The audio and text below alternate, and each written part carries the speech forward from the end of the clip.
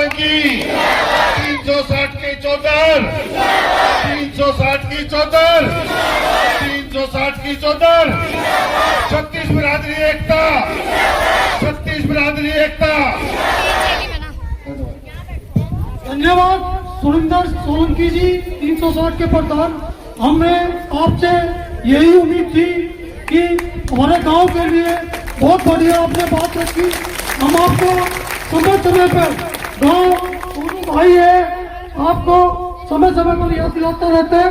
सोनू भाई ने कही थी हमारे को कि हम बात कर रहे हैं 360 के प्रधान से। हम आपका हर तरह से स्वागत है गांव महलनगर में। जैसे भी कोई भी बात होगी हम आपके साथ हैं। जैसे आप साथ दे रहे हो ऐसे ही हम आपका साथ देते रहेंगे। धन्यवाद।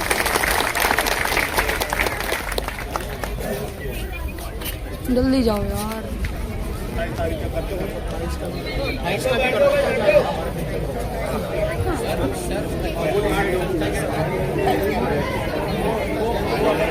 ये हमारे बल्कि कोऑर्डिनेटर जी ने 27 को डिक्लेयर कर दिया सोनू भाई, ठीक है ना। 27 को बड़ी एक महासभा रखेंगे यहाँ पे, ठीक है जी। ठीक है भाई सोनू भाई, हम 27 को वो हमारी अलग मीटिंग होगी।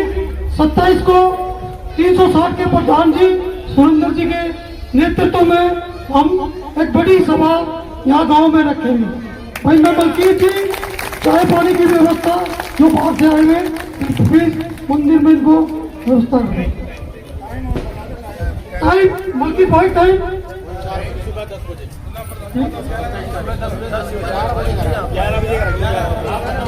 11 बजे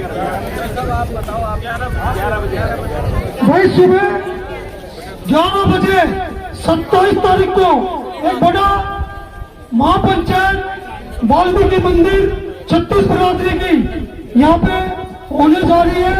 सबसे निवेदन है कि गांव जैसे भारी से भारी संख्या में मंदिर में पहुंचे, भाई दिखे कि गांव वाले सब एक है। धन्यवाद। भाई सभी नोट कर ले सोशल मीडिया पे 27 तारीख को चौधरी सुरेंद्र सोलंकी जी के नेतृत्व में 11 बजे महाधिवेशन होगा। सुबह 11 बजे महाधिवेशन,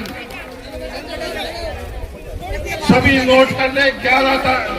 27 तारीख को सुबह 11 बजे भाई सुरेंद्र सोलंकी जी जो 360 के चौधरी है, अध्यक्ष है, उनके नेतृत्व में महाधिवेशन होगा। सब आमंत्रित है। जो भी बाहर से आए हुए हैं मैं निवेदन करूंगा कृपा करके 360 की चौधरी यानी 360 गांवों की चौधरी। आज ये हमारे दुख में दुखी, मैं ये नहीं कहूंगा कि हमारा सौभाग्य है, हमारे दुख में दुखी होके आज चौधरी सुरेंद्र कुमार 360 के चौधरी हमारे बीच में आए थे। हम उनका इस्तेमाल करते हैं, उनका निरंजन करते हैं और इस उम्मीद के साथ कि यकीनन वो हमारी इस लड़ाई में हमारे साथ होंगे, यकीनन होंगे। तो आज हमारे बीच में वो कल भी और हर समय हमारे साथ होंगे। इसके साथ ही चौधरी साहब का बहुत बहुत धन्यवाद। धन्यवाद अंकल बीरबल जी। 360 के प्रधान सुरेंद्र सोलंकी जी से हम निवेदन कर रहे हैं, जो एनएचजी ने हमारे को 30 तारीख का नोटिस दिया हुआ है खाली करने का, उनके बारे में हमने बता दिया है। और गांव के जो भी हमारी मदद हो वो करें। मैं उनसे निवेदन करूंगा कि वे भी अपने विचार रखें। सुरेंद्र सोलंकी, सतीश खेड़ा जी से ये बोलने की जी अपनी। भारत माता की, भारत माता की। मैरम नगर एकता, मैरम नगर एकता। 36 बिरादरी भाईचारा, 36 बिरादरी भाईचारा। आदर के योग्य चौधरी सुरेंद्र सोलंकी जी, जो कि 360 गांव के अध्यक्ष हैं, जो कि पिछले कई दिनों से मुंडका टोल पर अपना नेतृत्व कर रहे हैं कि दिल्ली के जितने भी गांव हो उनको टोल पास फ्री हो जाए।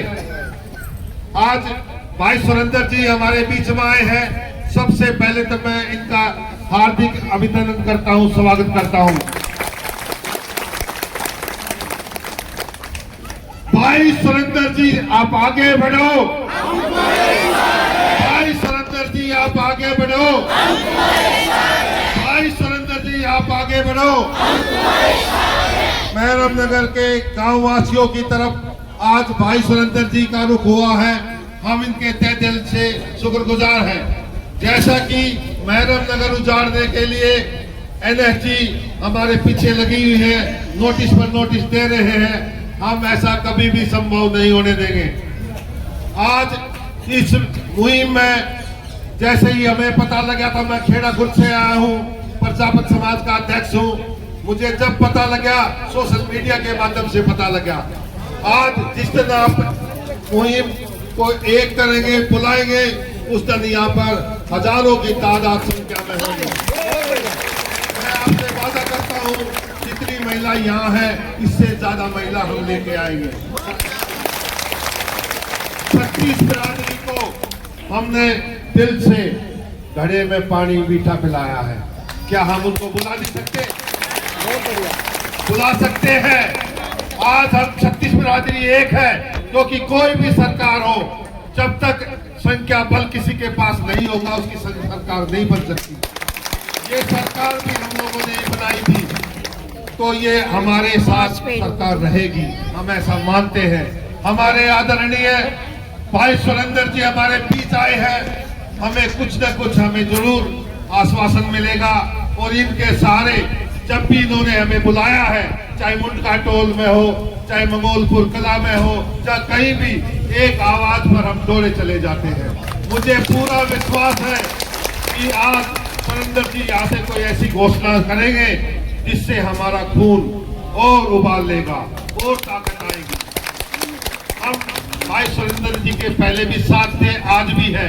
पूरा महरम नगर ही नहीं, पूरी दिल्ली की 36 बिरादरी आपके साथ है। और हम उम्मीद लगाए बैठे हैं, हमारा नेतृत्व तो आप कर रहे हो, हम उम्मीद लगाए बैठे हैं हम एक घर से बेघर ना हो। तो फिर से आवाज दो,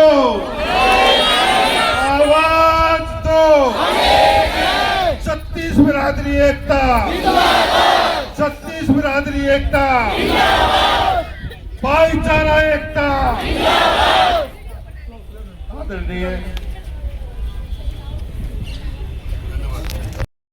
आपको करना है, आप अपनी लड़ाई लड़ेंगे तो लोग आपके साथ जुड़ेंगे।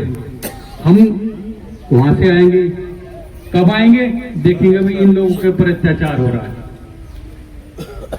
आज भी अवतार जी ने, अनिल जी ने बोला कि वहां चलना है,